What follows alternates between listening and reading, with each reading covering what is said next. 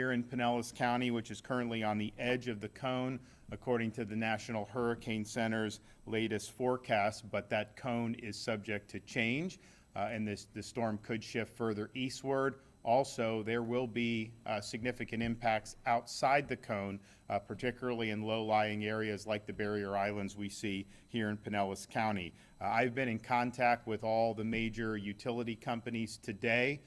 We will have tens of thousands of linemen positioned prior to the storm hitting the state, and their job is going to be, as soon as that storm passes, to work to supplement all the activity that is going to need to take place to get power restored. Floridians in the path of this storm, though, should be prepared to lose power, particularly if it ends up in a Big Bend major impact. There's a lot of trees, you're going to have a lot of power lines down, but even here in the Tampa Bay area, there is going to be power outages, so just prepare for that. We've got a lot of people staged that are going to do something about it to try to restore, but there's no way you're going to get through this storm without losing power, so just make those preparations. We want to make sure, and we've been stressing, that if you have municipal electrical outfits, co-ops, make sure that they're willing to accept the mutual aid. You're going to have Florida Power and Light, some of the bigger companies are going to have linemen ready to go. They can be of assistance, and we really want to have a force multiplier here. The quicker we could get the power restored, the better off everyone's going to be. We had a lot of success after Hurricane Ian, but when there were outfits that didn't accept the aid right away, it took longer to restore the power. We want to get that power back on as quickly as possible. If counties need additional resources, and we basically have all the Gulf Coast counties from Tampa Bay all the way up until Franklin County in Northwest Florida, I know have been actively involved in preparing. If you need something from the state, submit that request as soon as possible. We'll be able to deliver it today, throughout most of the day tomorrow, but as we get into the late afternoon, early evening, it's going to start to get really, really nasty. It's going to be tough to be on the road and doing that. So see what you need. If you need anything, contact the Florida Division of Emergency Management as soon as possible. We want to be helpful, and we want to get you what you need. I have spoken with the President. I've spoken with FEMA Director Criswell, and then I've spoken with a number of local officials throughout Florida's Gulf Coast, and everyone understands the significance of this event, and everybody is willing to work together to achieve the best possible outcome for the residents of Florida. Now, as of 10 a.m. this morning, the storm is located south of Cuba with winds 65 miles per hour. It will become a hurricane later today without question. Current forecast is to make landfall around Florida's Big Bend region, but I think, as we know, there's going to be things that happen in terms of interactions with jet stream and all this other stuff that could push the storm further eastward. So the further east it goes, the more impacts it's going to have on the overall Florida peninsula. So I would say everybody on the Florida Gulf Coast, just watch and be prepared and take the necessary action to protect you and your family, particularly as you get directives coming down from your local emergency managers. There is a hurricane warning in place from Sarasota County all the way up through Northwest Florida on Florida's Gulf Coast. You are going to see more of those warnings and watches come in the next day or two. We have had our pre-landfall declaration that we requested from the federal government. That has been approved, and we appreciate the administration for doing that. I've added today an additional 13 counties to our state of emergency, total 46 counties that are under the executive order now. Of course, the Gulf Coast counties, but this is likely going to cut across the interior of the state. It's going to impact a lot of counties in north central Florida and particularly and potentially northeast Florida as well. We are operating at the state as level 1, 24/7, round the clock. We did have a call with all the local emergency managers earlier this morning to discuss preparation efforts and needs. And again, just be ready to go, submit any requests that you have, and make sure you're communicating with your residents. We have had evacuation orders that have been issued by some of these counties. I know Kathy's going to come and talk about what they're doing here in Pinellas. And so our message from the state is to heed those warnings, particularly if you're in the zone A, barrier islands, very low-lying places. This is going to be something that you are going to face impacts of. Even if the storm is off the coast here in the Tampa Bay area, you're still going to see significant impacts from the surge. So heed that warning.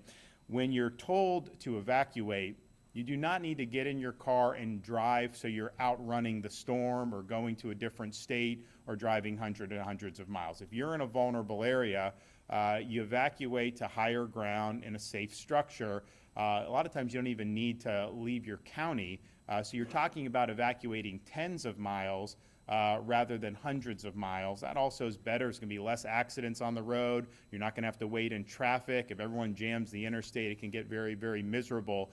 So Florida's got most of these structures, homes, hotels, stuff that are on the higher ground are going to be able to withstand a major hurricane. So just understand that and take that into account. We don't need people, you certainly don't need to be going hundreds and hundreds of miles. And I know we've had instances in the past where people tried to outrun the storm. The storm would actually take a little bit change in direction, and it turned out that they actually evacuated into the storm. So don't worry about the track as much. Just worry about if you're in one of those areas, get to the higher ground, get to the place that's going to be safe.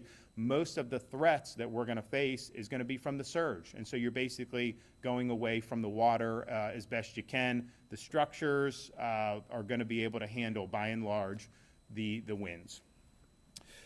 We do have a lot of fuel that is stationed. It's on the way. It's going to be pre-staged, 200,000 gallons of fuel. We had a good fuel response with Hurricane Ian. A lot of the gas stations got up pretty quickly. There may not end up being major interruptions in fuel supply, but there may be, and so we want to make sure that we have that available. So that will be available as needed once the storm passes. We have 7 urban search and rescue teams ready to deploy to the impacted area. Of course, things like water and MREs and all that, tarps, all that stuff will be staged, will be ready to go. So just please remain vigilant and please follow orders from your local emergency management personnel. We'll have a total of 5,500 National Guard by the end of today that will be mobilized. They've got a lot of assets at their disposal, and they stand by ready to help with the post-storm mission. FDLE and Florida Highway Patrol are working 24/7 shifts, and that's hundreds of additional personnel that will be assisting in the storm aftermath. We do have the Starlink internet that we used a lot after Hurricane Ian, so we have 650 of those Starlinks that are ready to deploy in the impacted areas, and we want to get those to people as soon as we can once the storm passes, and we will do that. There's a lot of announcements from the school districts about schools being closed. I would anticipate, I know a number of them have already issued directives. Just listen to your local school district, but I would anticipate you're going to see a lot of school closures along Florida's Gulf Coast over the next couple days. So parents, please pay attention to that and please make the necessary arrangements. We are ready to surge resources once the storm passes. It's really important that anybody who's in need of rescue, that we were going to have people there. Hopefully not a lot of people. Hopefully they heed the warnings and they don't end up in harm's way, but we're going to have people ready to be able to effectuate rescues. We also, in terms of this gas, Wilton Simpson, our ag commissioner, was with us this morning. There was a cross-contamination of diesel fuel into regular fuel at the Port of Tampa, and so that got distributed to some gas stations. So this was something that was identified over the weekend. We weren't sure, the Department of Agriculture wasn't necessarily sure how many initially stations that this impacted. Turns out it's about 29 stations, and so those have been identified. They're taking remedial action. People who used gas on that, just beware, you may have ended up having a cross-contamination. Maybe it's just a little diesel and it get diluted, but if it was all diesel, that's going to cause a problem. So check that out for those stations. We don't think this is going to end up being a major impact on the fuel supply, though. There's already been some of the stations have already had remediation. Others are going to be remediated today and through tomorrow. So that likely isn't going to be a reason. If there somehow is a fuel interruption, it'll likely be for other reasons other than that.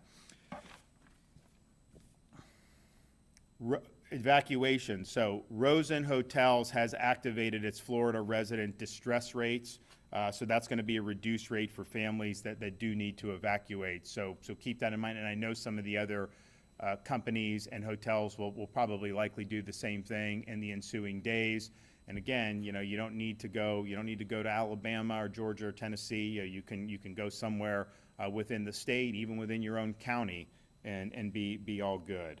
Generators, as you prepare for the storm and you prepare to lose power, using a generator is a great way to be able to restore connectivity, but you got to use it properly. You have to keep it outdoors. You can't run it in your garage. You can't run it inside your house. It needs to be at least 20 feet away from windows and doors, and the exhaust has to be pointed away from your home. We've had in the past generator misuse, and that could be fatal when that happens, when that carbon monoxide starts circulating in your home and you breathe it in. So please use the generators appropriately, keep them out of your house, keep that exhaust pointed away from any doors and windows. I am going to be, after this briefing, heading to Levy County to meet with officials there and discuss their preparation efforts. We'd ask all Floridians monitor the weather, monitor the updates, listen to your local officials. You can go to floridadisaster.org/get-a-plan if you have any questions about what you need over these next few days, but now is the time to put your plan in place. You do have time today and throughout most of tomorrow to make arrangements, whether it's an evacuation or whether it's other things. As we start to get into Tuesday evening, you are going to start to see the impacts of this, and we expect a landfall sometime on Wednesday.